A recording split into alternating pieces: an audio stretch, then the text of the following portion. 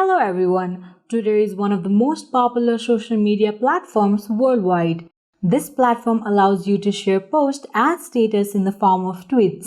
So if you are on Twitter and not sharing anything, you are not making the proper use of it. However, if you are a new user and wondering how to make a post on Twitter, follow along this video.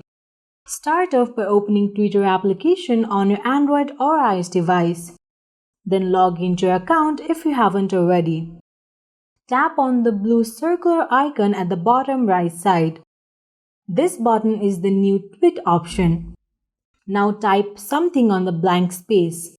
If you just want to post few words, you can hit the tweet button. However, you can also choose to add pictures or videos. For this, you need to click on the gallery icon at the left corner. Select pictures or videos from your gallery. You can also change audience by the drop-down menu. Additionally, you can also have a say in who can comment on your post. Similarly, you can also add GIFs, location and tags while making posts on Twitter. Once you are sure that this is the tweet you want to put out in public, click Tweet button. Now go to your profile to see your post on Twitter. I hope this was a helpful video.